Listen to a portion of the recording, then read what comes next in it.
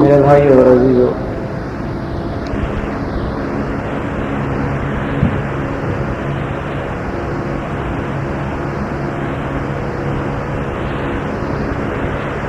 اللہ تعالیٰ نے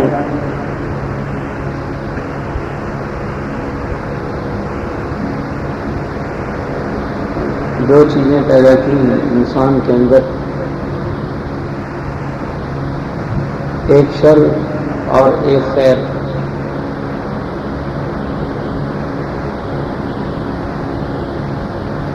اگر انسان کے اندر خیر ہی خیر ہو اور وہ خیر محض ہو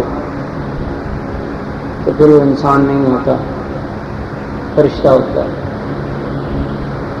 اور اگر اس کے اندر شر ہی شر ہو، برائی ہی برائی ہو تو وہ پھر بھی انسان نہیں ہوتا، وہ شیطان ہوتا ہے۔ اور اگر اس کے اندر شر بھی ہو اور خیر بھی ہو تو پھر وہ انسان ہوتا ہے۔ اور اللہ تعالیٰ نے انسان کے اندر یہ دونوں مادے رکھے ہیں، خیر کا مادہ بھی رکھا ہے، شر کا مادہ بھی رکھا ہے۔ اسی لیے فرمایا فَأَلْهَمَهَا فُجُورَهَا وَتَقْوَاهَا، اللہ نے ہمارے اندر خیر کے مادے کو بھی رکھا، فجور برائی کے مادے کو بھی رکھا، تقویٰ خیر کے مادے کو بھی رکھا۔ تو دونوں مادے انسان کے اندر پیدا کیے گئے ہیں۔ دیکھیں ترقی کا راز بھی اسی سے ہے۔ اگر ایک چیز ہو تو ترقی نہیں ہوتی، صرف بھلائی بھلائی ہو تو فرشتہ ترقی کرتا ہے، فرشتہ یہ اس نے کیا ترقی کی۔ اور اگر بھرپور برائی ہو، فجور ہو تو تب بھی ترقی نہیں ہوتی، شیطان بھی کوئی ترقی نہیں۔ لیکن جب خیر بھی ہو شر بھی ہو تو پھر ترقی ہوتی ہے، پھر ترقی کے امکانات ہوتے ہیں، ترقی کا موقع ملتا ہے۔ ایک مثبت ہو ایک منفی ہو تو پھر کوئی چیز پیدا ہوگی۔ دو تاریں، ایک ٹھنڈی ہو ایک گرم ہو، دونوں کو ملاؤ تو ایک چنگاری پیدا ہوگی۔ اسی طرح اللہ تعالیٰ نے دو رنگ ہو، ایک کالا ہو ایک سفید ہو تو نیلا بن جائے، ترقی ہوگی۔ اگر نیلا نیلا رہتا اور اگر کالا کالا رہتا، سفید سفید رہتا تو پھر نیلا نہ بنتا۔ یعنی دو مختلف رنگ، کالے سے وہ نیلا بن جائے یا جس سے بھی اس کا امتزاج ہو، تو دو مختلف رنگوں کے ملاپ سے ایک رنگ بنتا ہے۔ اسی طرح خیر کے مادے اور شر کے مادے کے ملنے سے ایک نئی چیز نمودار ہوتی ہے، نئی چیز پیدا ہوتی ہے۔ تو اللہ تعالیٰ نے انسان کے اندر دونوں مادے رکھے ہیں۔ اس کے اندر خیر کا مادہ بھی رکھا ہے، اس کے اندر شر کا مادہ بھی رکھا ہے۔ اور راز کیا ہے؟ راز ترقی کا ہے۔ اگر ایک رنگ کالا ہی کالا ہے، محض کالا ہے، تو بتائے وہ کوئی چیز بن سکتا ہے؟ وہ کوئی دوسرا رنگ بن سکتا ہے؟ نہیں بن سکتا۔ ہاں اس میں ایک اور رنگ ڈال دیا جائے تو پھر وہ کیا بنے گا؟ کوئی نئی چیز پیدا ہوگی۔ اسی طرح اللہ تعالیٰ نے انسان کے دل کے اندر دو چیزیں پیدا کی ہیں، اور وہ کیا ہیں؟ ایک شر کا مادہ ہے، ایک خیر کا مادہ ہے۔ ایک طرف شیطان بیٹھتا ہے، ایک طرف فرشتہ بیٹھتا ہے۔ لیکن حدیث میں آتا ہے جب انسان پیدا ہوتا ہے تو شیطان اس کو چوکے لگاتا ہے، اس کی کوکھ میں اپنی چونچ مارتا ہے، وہ روتا ہے نا، تو آپ نے کوئی سوئی تو وہی سے نہیں، آپ کی ساری مشینری عاجز ہے اس کے اندر کی آواز سننے سے کہ رو رہا ہے یا ہنس رہا ہے، کچھ نہیں پتہ لگتا۔ آپ کے پاس MRI بھی ہے، آپ کے پاس سی ٹی اسکین بھی ہے، الٹرا ساؤنڈ، ساری چیزیں ہیں، لیکن عاجز ہے اس کی اندر کی آواز سننے میں۔ دھڑکن تو سنی جاتی ہے، حرکت تو دیکھی جاتی ہے، لیکن اس کی آواز نہیں سنی جاتی۔ تو دوستو اللہ تعالیٰ کی شان ہے، جب باہر آتا ہے تو حدیث میں آتا ہے کہ شیطان اس کو کچوکے لگاتا ہے، اس کی ان کوکھوں میں چونچ مارتا ہے تاکہ اپنا اثر اس کے اندر منتقل کرے، تو وہ روتا ہے۔ تو اسی طرح اللہ تعالیٰ نے انسان کے اندر ایک جانب یعنی اس کے دائیں جانب فرشتے کو مقرر کیا اور دوسری طرف شیطان کو مقرر کیا، یعنی ایک طرف جذبہ خیر پیدا کیا، ایک طرف جذبہ شر پیدا کیا۔ تو اللہ تعالیٰ نے انسان کے اندر بھی دو چیزیں رکھی ہیں، دو چیزیں اس لیے رکھی ہیں تاکہ ترقی ہو۔ اگر شر کی طرف جائے گا تو خیر کی طرف بھی آئے گا، اور خیر کی طرف جائے گا تو پھر کبھی بھول کے شر بھی کرے گا۔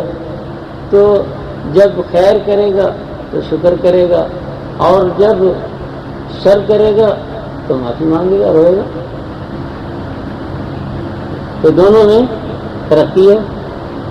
یا تو خیر کرے گا تو خیر کرنے پر شکر کرے گا، اللہ پاک آپ نے توفیق دی، مجھ سے آپ نے یہ کام لے لیا۔ یا پھر اس کے اندر اگر کوئی برائی پیدا ہو گئی تو بعد میں کیا ہے، جذبہ ندامت پیدا ہوگا، اللہ پاک آپ کے تو بڑے احسانات تھے، میں ہی بیکار اور سیاکار ہوں اور قصوروار ہوں کہ ان احسانوں کو بھلا کر آپ کی نافرمانی پر اتر آیا۔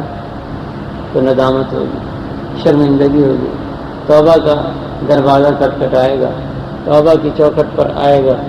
تو انسان کے اندر بھی اللہ تعالیٰ نے دو جذبے پیدا کیے۔ ایک حضور صلی اللہ علیہ وسلم نے فرمایا کہ انسان پیدا ہوتا ہے تو اس کی ایک طرف فرشتہ ہوتا ہے اور ایک طرف شیطان ہوتا ہے۔ حضرت عائشہ رضی اللہ تعالیٰ عنہ نے پوچھا، یا رسول اللہ آپ کے اندر بھی ایسا ہے؟ آپ نے فرمایا ہاں میرے اندر بھی ایسا ہی ہے، لیکن اللہ تعالیٰ نے اس کو میرے تصرف اور میری صحبت کی وجہ سے اللہ تعالیٰ نے اس کو مسلمان بنا دیا، وہ مسلمان ہو گیا، اور وہ مجھے سوائے خیر کے اور کوئی امر نہیں کرتا۔ وہ صحبت کا اثر ایسا ہوا ہے کہ وہ شیطان جو ہے وہ اوروں کو تو برائی کی طرف راغب کرتا ہے، لیکن اللہ کے نبی صلی اللہ علیہ وسلم کی جب صحبت میں آیا، اندر آیا، تو وہ مسلمان ہو گیا، وہ بھی حضور کو خیر کے علاوہ اور کوئی حکم کرتا ہی نہیں۔ آج بات ہو رہی تھی تو ایک صاحب نے مجھ سے پوچھا کہ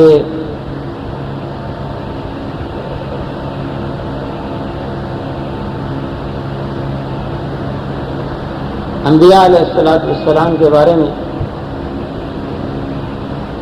میں نے کہہ رہا تھا کہ دیکھو انسان مریض تو ہے ہی، بدن کا مریض اگر نہیں ہے تو روح کا مریض تو ہے ہی۔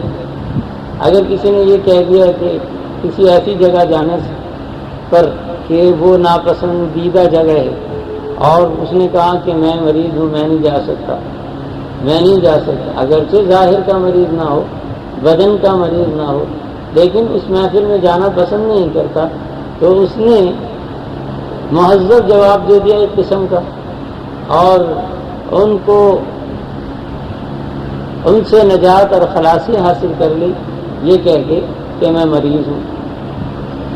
میں نے کہا حضرت ابراہیم علیہ السلام نے بھی یہی فرمایا تھا، جب انہیں کہا تھا کہ چلو میلے پہ چلو، بتوں کے میلے پہ چلو، تو انہوں نے کہا تھا انی سقیم، میں بیمار ہوں، نہیں جا سکتا۔ اب مسئلہ یہ آ گیا کہ کیا انبیاء علیہ السلام جھوٹ بولتے ہیں؟ بظاہر تو نہیں، اور ہو سکتا ہے کہ اس وقت وہ واقعی بیمار ہوں۔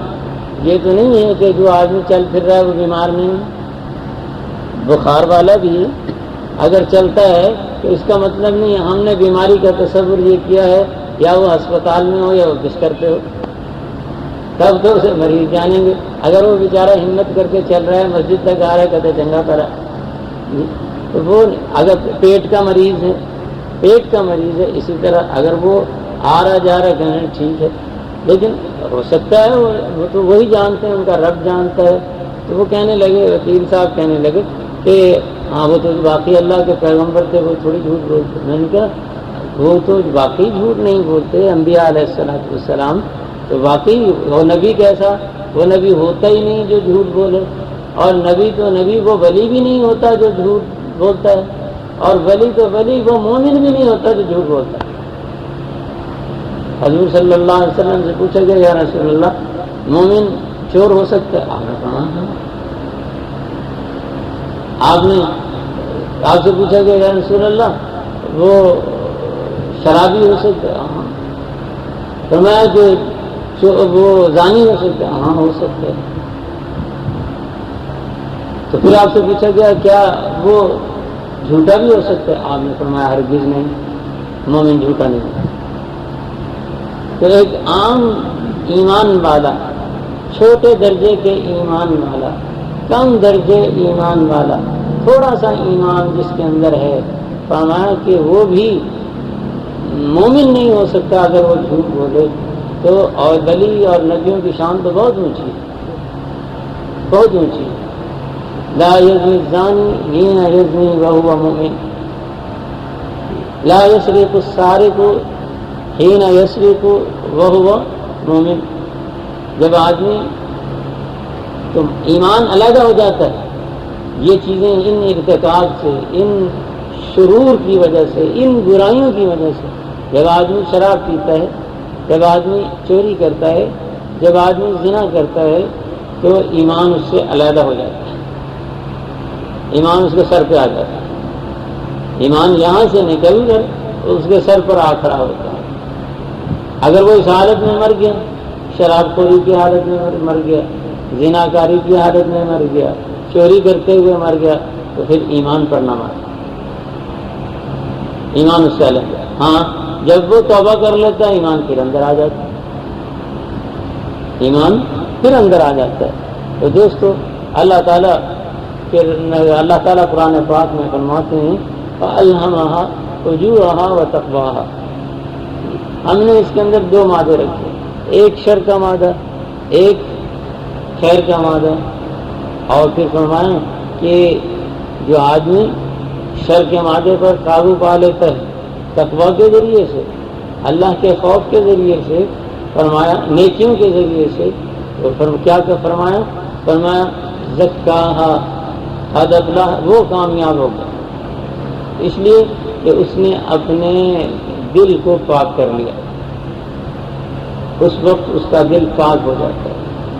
جب دل پاک ہوتا ہے، گندگی دور ہو جاتی ہے، پھر انوار الہی اس کے اندر منتقل ہوتے ہیں، پھر اللہ کی رحمت آنی شروع ہو جاتی ہے، اللہ کی طرف سے نور اس کے دل پر برستا ہے، پھر حکمت کے خزانے اس کے اندر سے پھوٹتے ہیں، پھر اللہ تعالیٰ اس کی زبان پر اثر رکھتا ہے.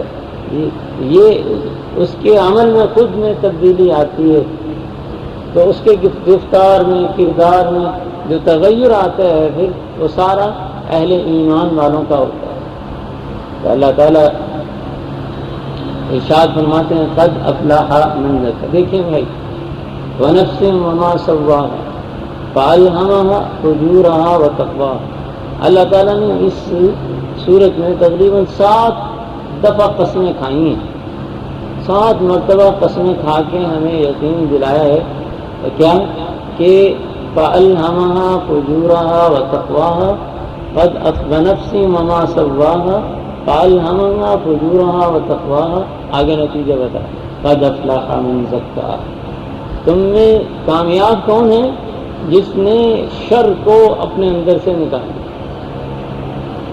اور دیکھیے شر سے، خیر سے پہلے کس کا ذکر کیا؟ شر کا، فجور کا بھی، تقویٰ بعد میں، اور فجور گناہگاری پہلے. دنیا میں اصول ہے، جو آدمی تاجر ہے وہ سب سے پہلے کس سے بچتا ہے؟ نفع کی سوچتا ہے یا نقصان سے بچنے کی تدبیریں کرتا ہے؟ پوری کوشش یہ کرتا ہے کہ مجھے نقصان نہ ہو۔ جب نقصان سے بچنے کی پوری تدبیریں کر لے گا پھر اس کو نفع ہوگا۔ اس لیے کہتے ہیں نفع حاصل کرنے سے پہلے کس کی کوشش کرو، کس کی طرف توجہ کرو؟ شر سے بچنے اور نقصان سے بچنے کے۔ اگر نقصان سے بچنے کی آپ نے کوششیں نہیں کی تو نفع آپ کو ہو نہیں سکتا۔ نقصان ہوگا کیوں بھائی آپ تاجر ہیں؟ نہیں ہوگا۔ آپ سب سے پہلے آپ کی یہ کوشش ہوگی نفع حاصل کرنے کے لیے ضروری ہے کس چیز سے بچنا؟ برائی سے بچنا، نقصان کے اسباب سے بچنا۔ جب آپ نقصان کے اسباب سے بچتے رہیں گے آخر نفع کا گراف اونچا ہوتا جائے گا اور منافع زیادہ ہوتا جائے گا، آپ کامیاب تاجر بن جائیں گے۔ اسی طرح جب ہم برائیوں سے بچتے رہیں گے حتیٰ کہ ان کے وسائل اور اسباب جو برائی تک پہنچانے والے ہیں ان سے بچیں گے تو کیا ہوگا؟ ہم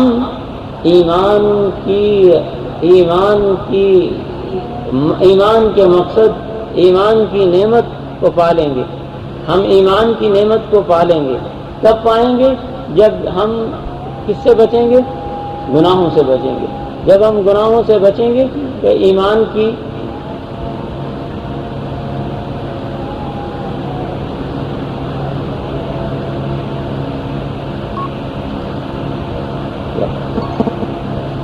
جب ہم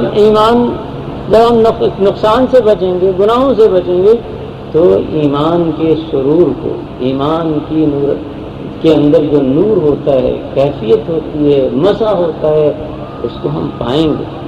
اور اگر ہم برائیوں کو نہیں چھوڑیں گے تو ایمان کی حلاوت کو نہیں پائیں گے۔ دیکھیں ایک آدمی چوری کرتا ہے، نماز پڑھتا ہے، زنا کرتا ہے، روزے رکھتا ہے، ٹھیک ہے، چوری بھی کر رہا ہے اور روزہ فرض ثابت ہو جائے گا۔ روزے کی حالت میں اگر اس نے چوری کی ہے، بہت بڑا گناہ کیا ہے، لیکن فرض پر کوئی اثر نہیں پڑے گا۔ لیکن روزے کا جو مقصد ہے اندر کی پاکیزگی وہ اسے حاصل نہیں ہوگی۔ فرض کے حوالے سے تو وہ ثابت ہو جائے گا، ٹھیک ہے جی اس نے کہا، لیکن جو اس عمل کی تاثیر ہے اس سے آپ فائدہ نہیں اٹھائیں گے، شفا کامل نہیں ہوگی، شفا کامل نہیں ہو جائے گی۔ یہ کیا ہوا کہ بیماری رک گئی، لیکن دوائی کی پھر ضرورت ہے، تو مزہ تو تب ہے دوائی کھائی، پرہیز کیا اور اس کے بعد شفا تک پہنچ گئے، صحت مند ہو گئے، یہ تو کامیابی ہے۔ لیکن دوائی کھا رہے ہیں، بد پرہیزی بھی کر رہے ہیں تو شفا تک تو آپ نہیں پہنچیں گے۔ ہاں شاید یہ ہے، اس سے یہ فائدہ ہوگا کہ وہ جو بیماری ہے وہ آگے نہیں بڑھے گی، لیکن بھائی یہ ضروری بھی نہیں ہے، یہ قاعدہ کلیہ نہیں ہے، ضروری بھی نہیں ہے۔ اگر آپ دوائی کھائیں گے اور اس کے ساتھ بد پرہیزی بھی کریں گے تو آپ یہ نہ سمجھیں کہ بیماری رک جائے گی، ہو سکتا ہے بیماری کئی گنا بڑھ جائے اور آپ کے بدن کو کھا جائے۔ اسی طرح گناہ ہے، انسان جب گناہ کرتا ہے تو گناہ کی تاثیر یہ ہے کہ وہ ایمان کو کھانے لگ جاتا ہے۔ آخر بندہ گناہ کرتے کرتے اس حد تک پہنچتا ہے کہ اس کے دل میں ایمان رہتا ہی نہیں۔ حضور صلی اللہ علیہ وسلم نے ارشاد فرمایا ہے، انسان جب گناہ کرتا ہے تو اس کے دل پر ایک کالا دھبا لگا دیا جاتا ہے۔ اللہ پاک بھی قرآن پاک میں ارشاد فرماتے ہیں سورہ مطففین میں، کلا بل ران علی قلوبہم ما کانوا یکسبون، ان کے دلوں پر کیا ہے؟ کالا دھبا لگ جاتا ہے، سیاہ داغ لگ جاتا ہے۔ کس وجہ سے؟ بما کانوا یکسبون، ان کی بدعملیوں کی وجہ سے، ان کی کرتوتوں کی وجہ سے، ان کی بری حرکتوں کی وجہ سے، ان کی گناہگاری کی وجہ سے ایک دھبا ان کے دل پر لگنا شروع ہو جاتا ہے.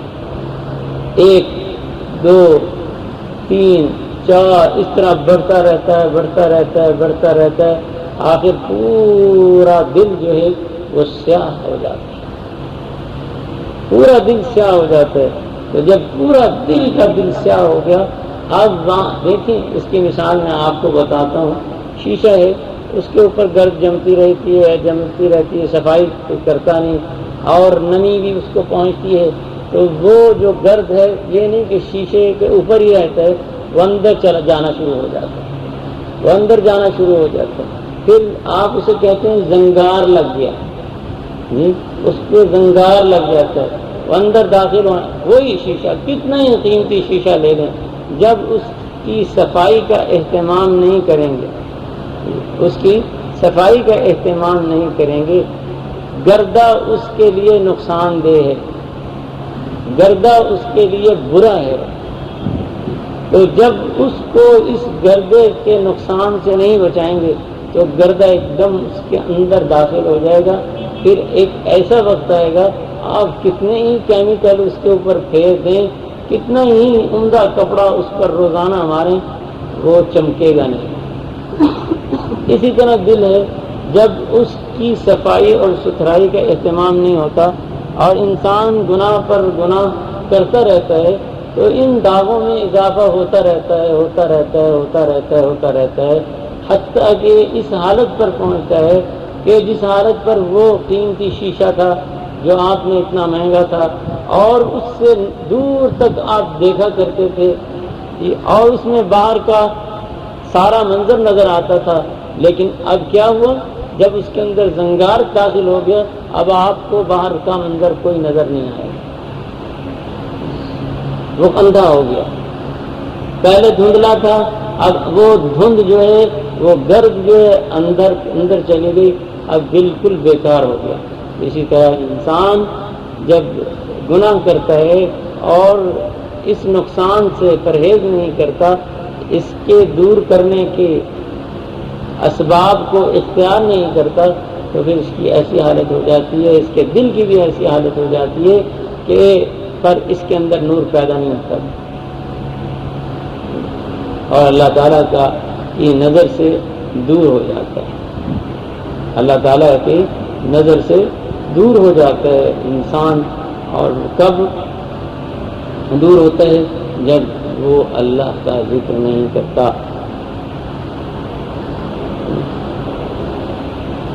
لا تکثروا الکلام بغیر ذکر اللہ، حضور نے فرمایا دیکھو اللہ کے ذکر کے علاوہ زیادہ کلام نہ کیا کرو، زیادہ اللہ کا ذکر کیا کرو. بولو ضرورتاً اور کلام ضرورتاً کیا کرو. لا تکثروا الکلام بغیر ذکر اللہ. کیوں؟ فإن کثرت الکلام قسوۃ للقلب. فرمایا اگر یہیں بولتے رہے، گپ شپ کرتے رہے، گپ شپ کرتے رہے اور فضول گوئی میں اپنا وقت گزارا تو کیا ہوگا؟ اس کی وجہ سے تمہارا دل سخت ہونا شروع ہو جائے گا. اس کی وجہ سے تمہارا دل جو ہے وہ سخت ہونا شروع ہو جائے گا. فإن أبعد الناس إلى الله القلب القاسي. فرمایا رسول اللہ صلی اللہ علیہ وسلم نے کہ سب سے زیادہ دور ترین لوگوں میں اللہ کے نزدیک وہ دل ہے جو سخت ہے، یا وہ دل والا ہے جس کا دل سخت ہے، وہ اللہ سے سب سے زیادہ دور ہے. دور سے کیا مطلب؟ اب یہ نہیں کہ نظروں سے دور ہو گیا، نہیں، اللہ کی رحمت سے دور ہو گیا. اللہ کی رحمت تو بہت قریب ہے، کس کے؟ ان رحمت اللہ قریب من المحسنین. اللہ کو یاد کرنے والوں کے نزدیک ہے. لیکن دور کیا مطلب؟ دور ہو گیا، اللہ سے تو کوئی چیز دور نہیں. سمندروں کی تہ تک اللہ تعالیٰ کو معلوم ہے، پتا گرتا نہیں تو اللہ کو معلوم ہے کہ یہ کب گرے گا. اللہ تعالیٰ کو تو سارا علم ہے، لیکن دور ہونے سے مقصد یہ ہے کہ اب اللہ کی رحمت اس دل میں داخل ہی نہیں ہوگی، اللہ اس دل کو رحمت کی نظر سے دیکھیں گے نہیں۔ جاؤ، حضرت حسن بصری رحمۃ اللہ علیہ کے متعلق آتا ہے کہ ایک دفعہ بیٹھے تھے مجلس میں، رونے لگے۔ ان کے شاگردوں نے، مریدوں نے پوچھا، حضرت والا کیوں روتے ہیں، کیا وجہ ہے، رونے کا سبب کیا ہے، کیا گناہ زیادہ ہیں؟ تو تنکا اٹھا کے فرمانے لگے، گناہوں کی قیمت اور حیثیت میرے رب کے نزدیک اس تنکے سے زیادہ ہلکی ہے۔ تو پھر روتے کیوں ہیں؟ فرمایا، رو اس لیے رہا ہوں کہ شاید میں نے کوئی ایسا عمل کیا ہو کہ اللہ پاک کو وہ ناپسند ہو، اور اس وقت اللہ تعالیٰ اس کو ناپسند کر رہے ہوں، اور اللہ تعالیٰ نے یہ کہہ دیا ہو کہ جاؤ تو اب جو بھی کوئی نیک عمل کرے گا ہم اس کو شرط قبولیت نہیں بخشیں گے، جا جو مرضی کر۔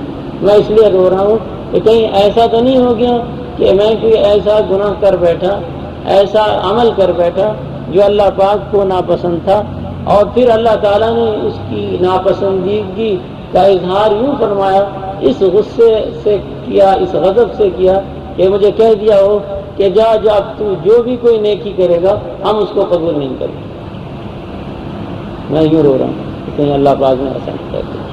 تو دوستو، عرض کر رہا تھا کہ سب سے پہلے تو اس بات کی فکر کرنی ہے کہ ہم نفع کو کیسے حاصل کریں، نفع کیسے حاصل ہو۔ نفع کب حاصل ہوگا؟ جب نقصان کے اسباب دور ہوں گے۔ دیکھیں، حضور صلی اللہ علیہ وسلم نے فرمایا، ایاکم ومحقرات الذنوب، دوستو فرمایا کہ لوگوں میں تمہیں ڈراتا ہوں کس بات سے کہ تم چھوٹے چھوٹے گناہوں کو ہلکا نہ سمجھ لینا، چھوٹے گناہوں کو ہلکا نہ سمجھ لینا، چھوٹے نقصان کو معمولی نہ سمجھ لینا۔ چھوٹا نقصان بڑے نقصان کی طرف لے جاتا ہے، چھوٹی چنگاری بہت بڑی آگ بن جایا کرتی ہے، چھوٹا سوراخ بہت بڑی کشتی کو ڈبونے کے لیے کافی ہو جاتا ہے۔ اتنی بڑی کشتی ہوتی ہے لیکن ایک سوراخ چھوٹا نے اگر اس کے اندر ہو گیا تو ساری کی ساری کشتی ڈوب جائے گی اگر اسے بند کرنے کی کوشش نہیں کی۔ لیکن اگر اسے بر وقت بند کر دیا تو سارے کے سارے محفوظ پہنچ جائیں گے۔ اسی طرح اللہ تعالیٰ نے پہلے ذکر کیا ہے فجور کا، گناہ کا، اور اس کے بعد تقویٰ کا ذکر کیا ہے۔ دیکھو بھائی، انسان جب کوئی کھیتی کرتا ہے تو اس کے لیے بہت محنت کرتا ہے، کھیتی کرتا ہے اس کے لیے بہت محنت کرتا ہے، ہل ڈالتا ہے، پہلے تو زمین کو نرم کرتا ہے، پھر اس کے اندر ہل ڈالتا ہے، پھر اس کو کچھ دن رہنے دیتا ہے، وہ سوکھتی ہے، اس کے اندر جڑی بوٹیاں ہیں وہ سوکھ جاتی ہیں، گند اور غلاظت دور ہو جاتی ہے، پھر اس کو پانی دیتا ہے، پھر اس کے اندر بیج ڈالتا ہے، پھر بیج کا جب خیال کرتا ہے، پھر پانی جب وہ پھوٹتا ہے تو جب وہ کچھ بڑا ہوتا ہے تو اس کو پانی دیتا ہے، بر وقت کھاد دیتا ہے، سپرے اور دوائی کی ضرورت ہو تو وہ دوائی دیتا ہے، پھر حفاظت اس کی کرتا رہتا ہے، اس کی نگرانی کرتا رہتا ہے یہاں تک کہ وہ اپنے اس مقام تک کھیتی پہنچ جاتی ہے کہ جو نفع کی صورت میں ہمیں حاصل ہو۔ جب اس سے نفع حاصل کرنے کا وقت آ جاتا ہے تو ابتدا سے لے کے نفع حاصل کرنے تک کی مدت تک وہ محنت کرتا رہتا ہے، پھر اس کو نفع حاصل ہوتا ہے۔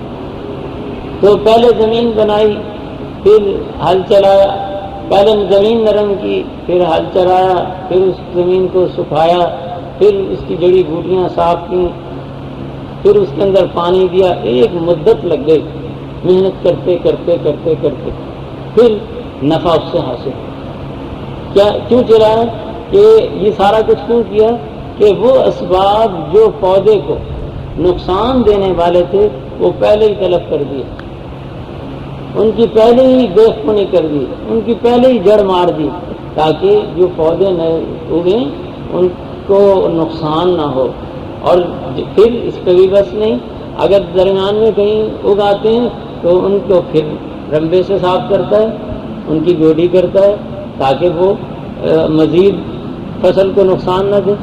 یہاں تک پھر وہ تقویٰ تک پہنچتا ہے، تقویٰ کہہ لیں یا نفع کہہ لیں، پھر اسے نفع حاصل ہوتا ہے. لیکن آپ نے دیکھا ہوگا کہ جڑی بوٹیاں اور فضول گھاس، اس کے لیے نہ کوئی ہل چلاتا ہے، نہ کوئی گوڈی کرتا ہے، نہ کوئی کھاد دیتا ہے، کوئی نہیں کرتا.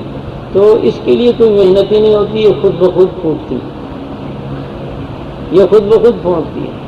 اس کے لیے کوئی نہ کوئی کھاد دیتا ہے، نہ اس کا بیج ہے، یہ خود رو ہے. تو یہ گند غلاظت یہ خود بخود آ جاتا ہے. اس کے لیے کوئی، ہاں اس کو صاف کرنے کے لیے بڑی محنت کرنی پڑتی. تو برائی بڑی جلدی آ جاتی ہے، خود بخود آ جاتی ہے، اور بھلائی اور خیر اس کے لیے محنت کرنی پڑتی ہے. میں کہا کرتا ہوں کہ برائی بہت جلدی آتی ہے اور بہت دیر بعد نکلتی ہے، بہت دیر بعد نکلتی ہے. اور جو بھلائی ہے بہت دیر بعد آتی ہے اور بہت جلدی نکل جاتی ہے. 1 منٹ میں نکل جاتی ہے ساری.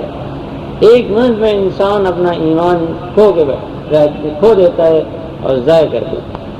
ذرا سی بات پر اپنا سارا کیا دھرا ختم کر دیتا ہے. تو دوستو، اللہ تعالیٰ نے انسان کے اندر 2 مادے رکھے ہیں، ایک فجور کا، برائی کا، اور ایک نیکی کا.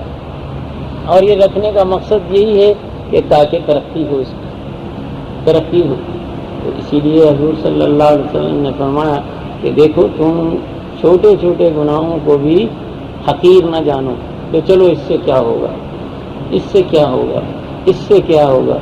جب تم ان چھوٹے چھوٹے گناہوں کو حقیر جانو گے تو پھر کیا ہوگا؟ پھر تم بڑے بڑے گناہوں کی طرف خود لپکو گے. اگر تم برائی سنو گے تو پھر برائی کی طرف بڑھو گے بھی، دیکھنے کی بھی کوشش کرو گے. اسی لیے تو کہا عورتوں کو کہ پردہ کرو. اسی لیے پردے کا حکم بھی اسی لیے آیا کہ پردہ کرو. اور یہاں تک منع کیا گیا عورتوں کو کہ تم خوشبو کو استعمال نہ کرو، ایسی خوشبو جو لوگوں تک پہنچے، جو لوگوں تک. حضور صلی اللہ علیہ وسلم نے فرمایا جو عورت خوشبو لگاتی ہے اور پھر خوشبو غیر مردوں تک پہنچتی ہے، غیر مردوں تک، نامحرموں تک اس کی خوشبو پہنچتی ہے، فَهِيَ زَانِيَةٌ حَتَّىٰ تَغْتَسِلَ، وہ زانی ہے، بدکار ہے یہاں تک کہ وہ غسل کرے. وہ ناپاک رہے گی یہاں تک کہ وہ غسل کرے، یہاں تک نہ. اس لیے کہ خوشبو نامحرموں کو متوجہ کرتی ہے. اسی لیے فرمایا جب بھیڑ بھاڑ میں عورت نکلتی ہے تو استشرفہ شیطان، تو شیطان اس کو تانکتا ہے اور گناہ میں لوگوں کو مبتلا کرتا ہے اور لوگوں کو گناہوں کی طرف اور اس عورت کی طرف متوجہ کرتا ہے. کچھ اس کی چال کی طرف متوجہ ہوتے ہیں، کچھ اس کی خوبصورتی کی طرف متوجہ ہوتے ہیں، کچھ کسی طرف متوجہ ہیں، کسی کو خیالات میں گم کرتا ہے اور کسی کو نظروں سے بہکاتا ہے اور گناہگار کرتا ہے. تو اللہ تعالیٰ نے اسی لیے کہا کہ ان وسائل کی طرف بھی نہ جاؤ. اگر تم ان کی طرف جاؤ گے تو پھر ضرور اس گناہ کی طرف آ جاؤ گے، جو کہ ایک بہت بڑی بری حرکت ہے اور جس سے کہ ایمان اندر سے نکل جانے کا خدشہ ہے یا خدشہ پیدا ہوتا ہے. وہ یہ ہے کہ انسان اس برائی کو کر لیتا ہے. ان کے اسباب سے بھی دور ہو. عورتوں کا مردوں کا اختلاط اسی لیے منع کیا گیا.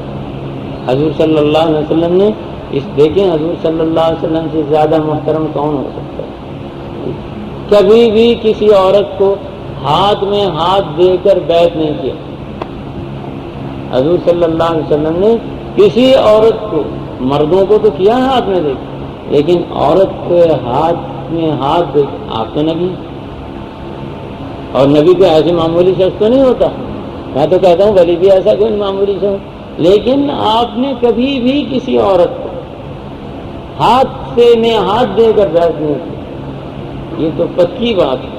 آپ نے کبھی کسی عورت کو یعنی اسلام میں لانے کے لیے بھی، اسلام کے برائیوں سے روکنے کے لیے تو ایک الگ بات ہے، لیکن اسلام میں لانے کے لیے بھی آپ نے ان کو ان کے ہاتھ میں ہاتھ نہیں دیا. حضور صلی اللہ علیہ وسلم نے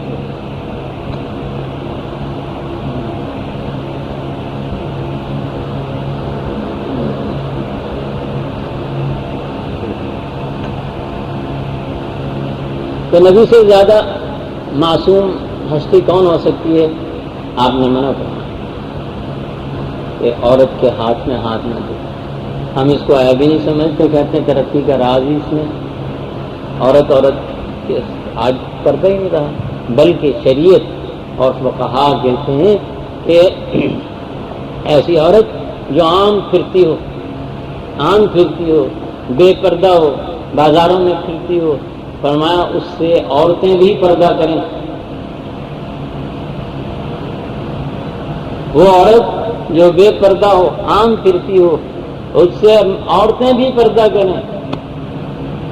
یہاں تک منع کرنا ہے کہ اس لیے کہ اس کی وجہ سے، اس کے اختلاط سے اوروں کو بھی برائی کی طرف رغبت ہوگی.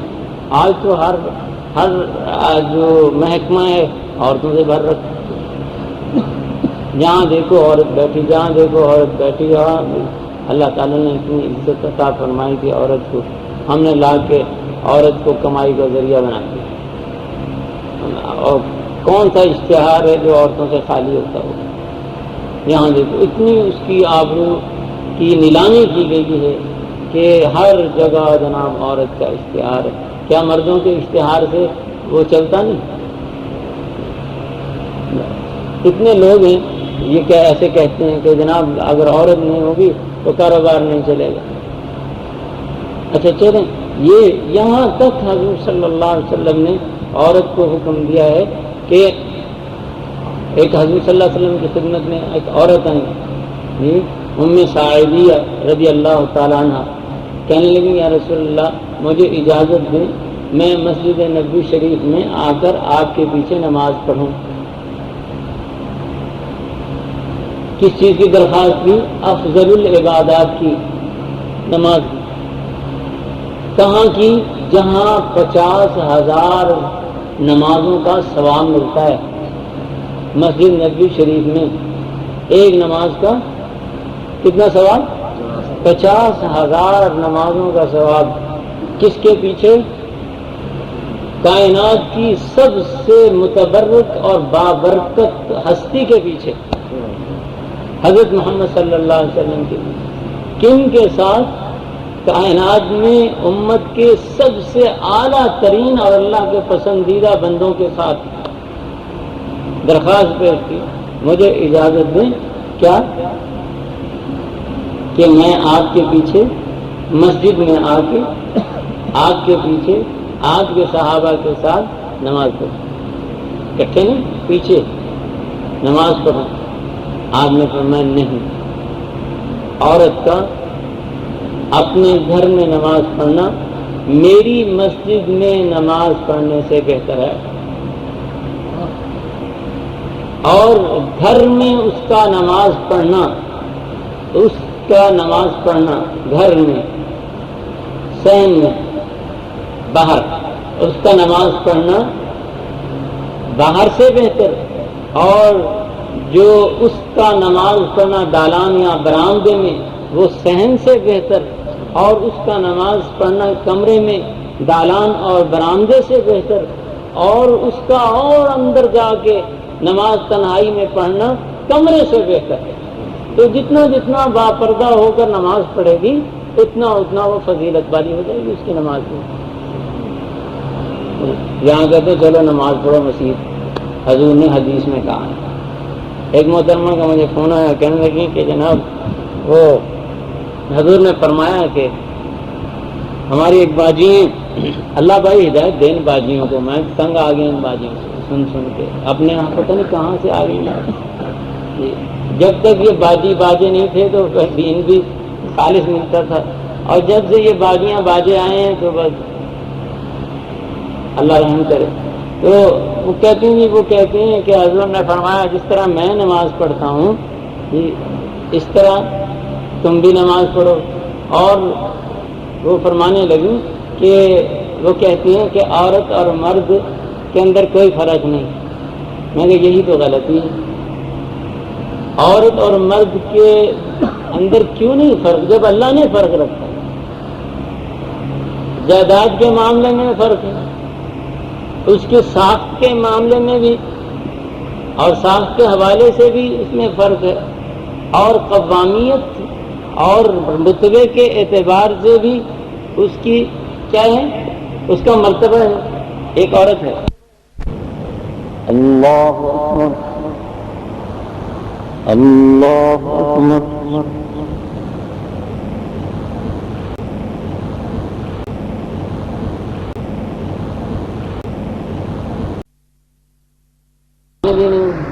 تو کون سی عورت زیادہ اپنے آپ کو محترم جانے گی؟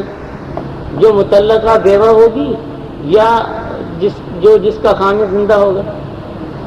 اس کا خامد زندہ ہوگا۔ تو فرق تو آ گیا، خامد پہ ہی تو آیا۔ تو یہی تو یہاں تو غلطی پیدا ہوئی کہ مرد اور عورت میں کوئی فرق نہیں، فرق ہے۔ دیکھیں حضور نے اگر یہ فرمایا ہے کہ نماز اس طرح پڑھو، صلو کما رأیتمونی اصلی، جی یہ فرمایا ہے، تو آگے ایک اور جگہ بھی یہ فرمایا خذوا عنی مناسککم، جس طرح میں نماز پڑھتا ہوں اس طرح تم نماز پڑھو، جس طرح میں حج کرتا ہوں اسی طرح تم بھی حج کرو۔ اچھا دیکھیے اب اللہ نے فرق دیا، فرمایا خذوا عنی مناسککم، جس طرح میں حج کرتا ہوں اس طرح تم حج کرو۔ بھائی مرد کیا لباس ہے احرام کا؟ کیا لباس ہے جی؟ 2 چادریں ہیں کھلی انسلی، 2 چادریں ہیں کھلی اور انسلی، اور مرد جو ہے وہ زور سے لبیک کہے، اور عورت کے لیے کیا احرام ہے؟ فرمایا کہ پورا بدن ڈھانپے، سر بھی ڈھانپے۔ یہاں کا خبردار سر ڈھانپا تو بکرا دینا پڑے گا۔ ایک مسئلہ آپ کو بتاتا جاؤں یہاں پر اس حوالے سے، کیونکہ لوگ عمرہ حج پہ جاتے ہیں ماشاءاللہ، اگر کسی آدمی نے عصر کے بعد چادر اوپر لے لی، سر پہ لے لی، اور اسے یاد نہیں رہا، غروب ہو گیا، تو اس کو 1 بکرا دینا پڑے گا۔ اگر 15 منٹ پہلے لی، غروب ہو گیا، تب بھی 1 بکرا دینا پڑے گا۔ مسئلہ تو یہ ہے کہ 1 دن پورا یا 1 رات پوری، لیکن اگر اس میں ایسا وقت میں اس نے سر ڈھانپ لیا کہ 15 منٹ پہلے اسے یاد ہی نہیں رہا، 15 منٹ ڈھانپ لیا سر پہ، اور ادھر سورج غروب ہو گیا یا ادھر صبح صادق ہو گئی تو بکرا آ گیا۔ اس کا مطلب یہ نہیں کہ 15 گھنٹے کا رات تھی یا 12 گھنٹے کی رات تھی تو 12 گھنٹے میرے پورے نہیں ہوئے، نہیں، یہاں یہ نہیں مسئلہ۔ تو عورت کو کہا کہ پورا سر ڈھانپو، سلے ہوئے کپڑے پہنے، سلے ہوئے کپڑے، اور مرد کو کہا خبردار، مرد کو کہا کہ کیا کہا مڈا دو، عورت کو کہا نہیں بس اتنے سے بال لینے۔ تو خذوا عنی مناسککم، پھر حضور جیسی تم چادریں بھی مردوں کی طرح پہنو نا، بال بھی منڈوا دو۔ وہ حکم کہاں گیا؟ وہ بھی تو ایسے ہی حکم ہے، جا صلو کما رأیتمونی اصلی، جس طرح میں نماز پڑھتا ہوں اس طرح تم نماز پڑھو، تو وہاں کیوں گے؟ ایک ساتھ کہنے لگے جی کہ حضور صلی اللہ علیہ وسلم نے تو دیکھو عجیب حالت ہے مسلمانوں کی،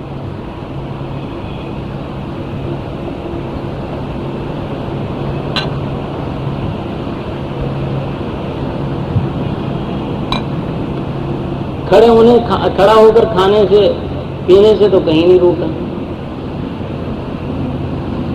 کھڑا ہو کر کھانے اور پینے سے تو نہیں روکا، تو کیا ہے حرج کیا ہے کھڑا ہو کے اگر کسی نے کھا لیا؟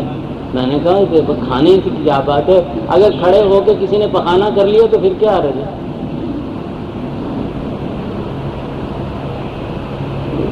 بھائی پخانا بھی تو کھڑے ہو کے کرو نا، کھاتے تو کھڑے ہو کے ہو، پخانا بیٹھ کے کرتے، کھڑے ہو کے کر لو، کیا ہے، کیا نہیں کر سکتے؟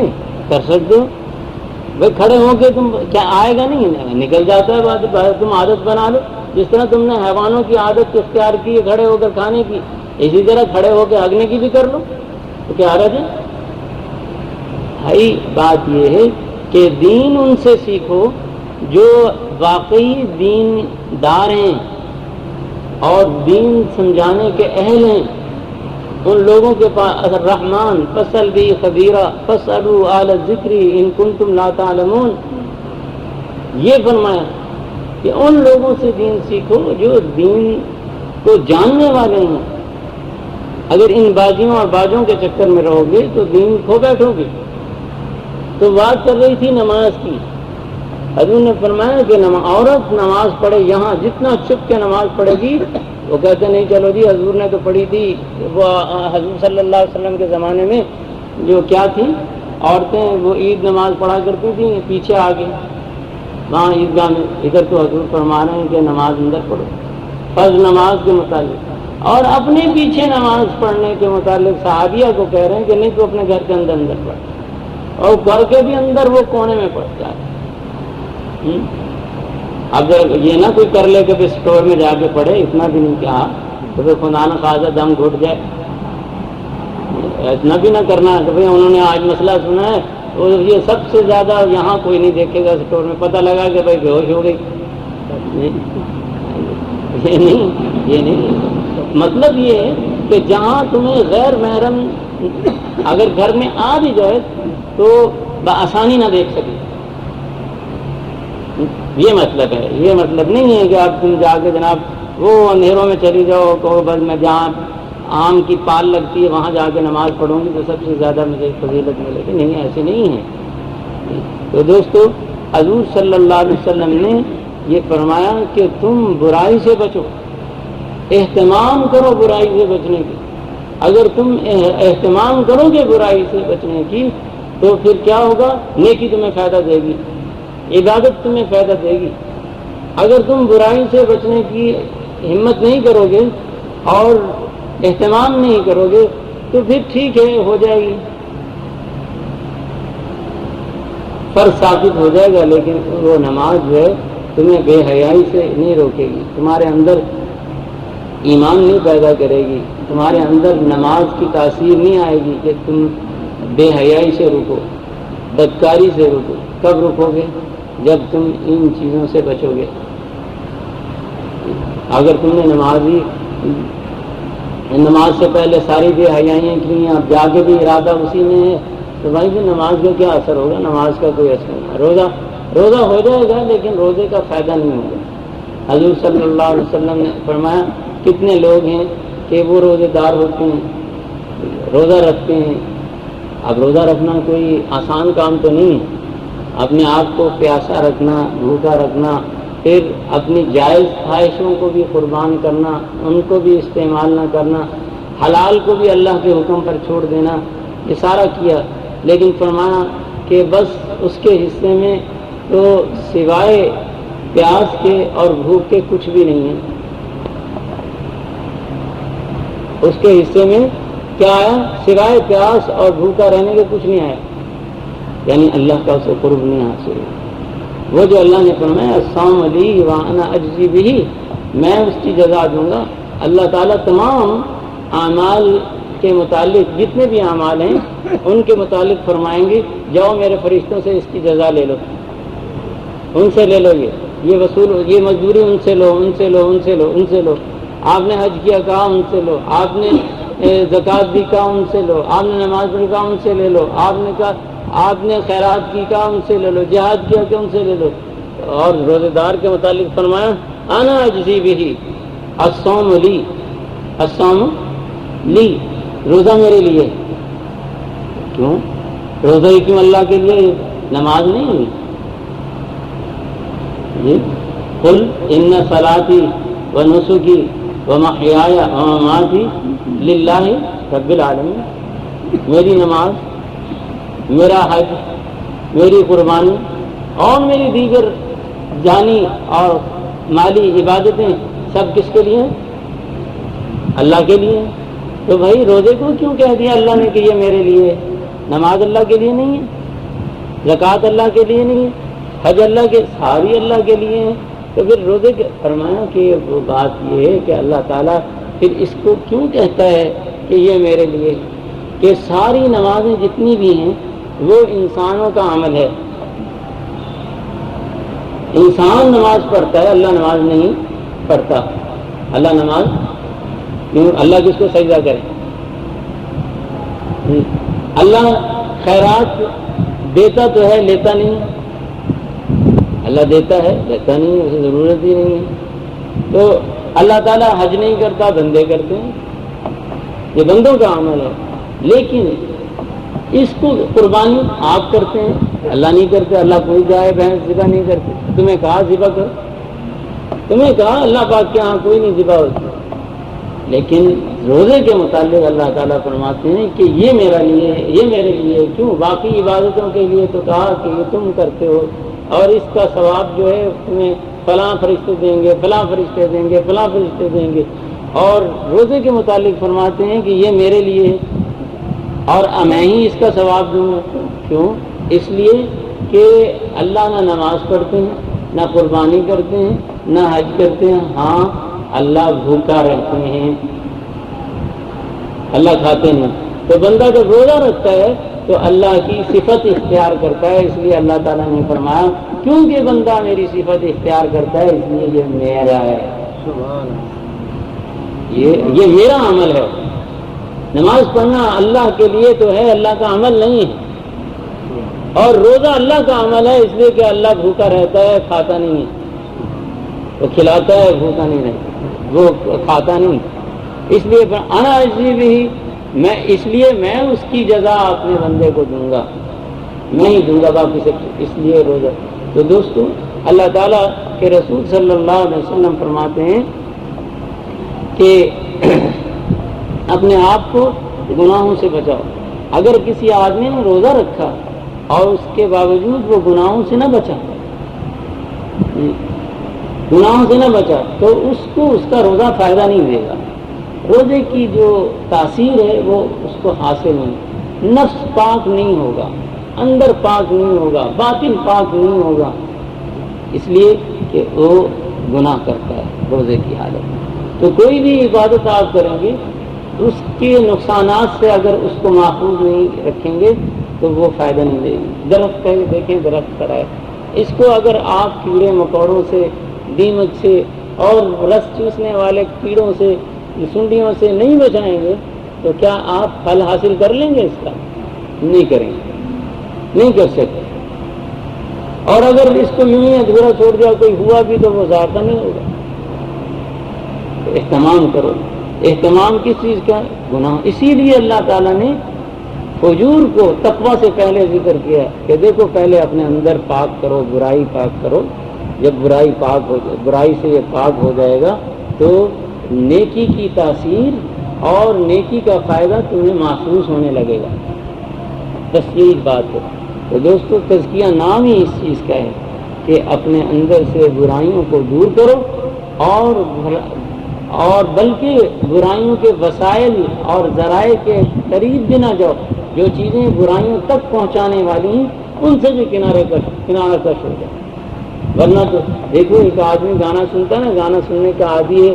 اب تو یہ بھی بہت برا ہے. فرمایا جو گانا سنے گا قیامت کے دن اس کے کانوں میں سیسا پگھلا کے ڈالا جائے گا. کون برداشت کرے گا؟ کون برداشت کرے گا؟ تو منع فرمایا اس سے. ایک دوسرا ہے کہ یہ جو غنا ہے، یہ گانا بجانا جو ہے دل کے اندر نفاق پیدا کرتا ہے. تو تیسری بات یہ کہ جب آدمی اس چیز کو پسند کرے گا تو کل کو کھڑا ہو کے گانے بھی لگ جائے گا. اگر آج آپ کوئی آدمی ہے وہ عورتوں کے سے انداز میں بولتا ہے، حرکتیں کرتا ہے، کل کو اس کا جی چاہے گا عورتوں کا لباس پہننے کو، پہن لے. وہ پہن لے گا، ضرور پہنے گا. کیوں؟ وہ اب اس نے اگر شروع سے ہی وہ اس کو ہٹا دیا گیا، دور کر دیا گیا، متنفر کر دیا گیا ایسی عادات سے، تو کبھی بھی نہیں ہو سکتا کہ وہ جناب وہ پہن لے، عورتوں کا جوتا پہن لے یا عورتوں کے سے کپڑے پہن لے. ایسے نہیں ہے. یہی وجہ ہے کہ اللہ تعالیٰ نے سب سے پہلے ذکر کیا فجور کا، برائی کا، کہ اپنے اندر سے برائی کو دور کرو. گویا برائیوں کا دور کرنا اور نیکی کا پیدا کرنا دل میں، یہی تزکیہ ہے. برائیوں سے پاک ہوتا چلا جائے، جب برائی سے پاک ہوتا چلا جائے گا تو نیکی خود بخود آئے گی، شر مغلوب ہو جائے گا اور خیر غالب آ جائے گی. جب خیر غالب آ جائے گی تو پھر اس کا اثر بھی محسوس کریں گے آپ. حضور صلی اللہ علیہ وسلم نے فرمایا کہ دو شخصیتیں ہیں دنیا میں جن کے پاس شیطان نہیں پہنچ سکا. وہ کون ہیں؟ ایک حضرت عیسیٰ علیہ السلام، ایک ان کی والدہ حضرت مریم علیہ السلام. دو شخصیتیں ہیں جن کے پاس شیطان نہیں پہنچ سکا. تو اب آپ کہیں گے کہ شیطان ان کے پاس نہیں پہنچ سکا. ادھر حضور صلی اللہ علیہ وسلم سے جب پوچھا گیا تو آپ نے فرمایا ہاں میرے دل میں بھی شیطان رہتا ہے، میرے دل میں. لیکن ساتھ ساتھ یہ افضلیت کی بات نہیں ہے. اب یہ تو کوئی افضلیت نہیں کہ شیطان پہنچ ہی نہیں سکا. جب پہنچ ہی نہیں سکا تو پھر برائی پہ کیسے ابھارتا؟ وہاں تو ختم ہو گیا، وہاں تو پہنچا ہی نہیں نا. اور یہاں پر کمال یہ ہے کہ پہنچ کر مسلمان ہو گیا، کہ اب وہ برائی کا تقاضا ہی نہیں اس کے اندر رہا، مسلمان ہو گیا. خیری کی دعوت دیتا ہے. اللہ کے نبی کو کبھی شر کی دعوت نہیں دی، وہ خیر کا ہی امر کرتا ہے. تو انسان ہمت کرے. کب وہ جب ہمت کرے گا، کس چیز کی ہمت کرے؟ برائی پر قابو پانے کی، نقصان پہ قابو پانے کی. جو تاجر نقصانات پر قابو پا لے گا وہ نفع کی طرف بڑی تیزی سے بڑھے گا. اور جو انسان گناہوں پر غالب آ جائے گا اور برائیوں پر اس کا غلبہ ہو جائے گا اور شر کے مادے پر خیر غالب آ جائے گی، تو پھر وہ ایمان کی سیڑھیوں پر چڑھتا چلا جائے گا، آخر اپنی منزل کو پا لے گا. آخر اپنی منزل کو یہ ہے تزکیہ. اسی کا نام تزکیہ ہے کہ انسان کے اندر سے شر دور ہو. یعنی ملکات ردیہ، وہ عادتیں جو انسان کو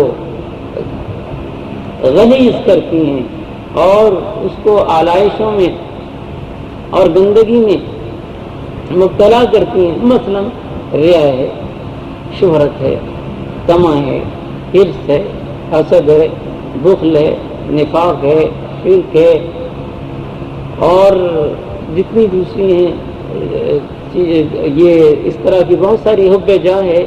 یہ ساری کی ساری کیا ہیں؟ ملکات ردیہ ہیں. جب یہ دور ہو جائیں گی اس کی جگہ کون لے لیں گی؟ ملکات فاضلیہ. اور وہ قوتیں جو فاضلہ ہیں، جو اچھی ہیں، ثقافت، انابت، رجوع الی اللہ، خشیت اللہ، انابت الی اللہ. یہ ساری چیزیں جب آئیں گی، تواضع، ان کے ساری عاجزی جب آئیں گی تو پھر کیا ہوگا؟ وہ قوتیں جو انسان کو برائی پر جوش دلاتی ہیں، برنگیختہ کرتی ہیں، ابھارتی ہیں، وہ خود بخود دب جائیں گی، ختم ہو جائیں گی. اور جب یہ آئیں گی تو اس کے اندر خیر ہی خیر ہوگی. تو جب انسان کے اندر خیر ہی خیر ہوگی، شر ختم ہو جائے گا، تو پھر وہ ایمان کی سیڑھیوں پر چڑھتا چلا جائے گا بغیر کسی رکاوٹ کے. پھر وہ پکا مومن ہوگا. پھر اللہ کی رحمتیں اس کے دل پر پڑیں گی، پھر اس کے دل پر سکینت طاری ہوگی. پھر اللہ تعالیٰ اس کے اندر اپنی تجلیات کو نازل فرمائیں گے. تو اللہ کا وہ دل اللہ تعالیٰ کو پسند آ جائے گا. تو دوستو، سب سے پہلی بات یہ ہے کہ اہتمام کرو کہ گناہوں سے بچنے کا جہاں تک ممکن ہو. نہ بچے تو اللہ سے توبہ کرو، یہ بھی ایک بچنے کا طریقہ ہے. حضور نے فرمایا کلکم خطاؤن، تم سب کے سب گناہ گار ہو، تم سب کے سب گناہ گار ہو، وخیر الخطائین التوابون، تم میں سب سے بہترین گناہ گار کون ہیں؟ فرمایا وہ ہیں جو سب سے زیادہ توبہ کرنے والے ہیں۔ وہ گناہ ہو اللہ سے توبہ کر لو۔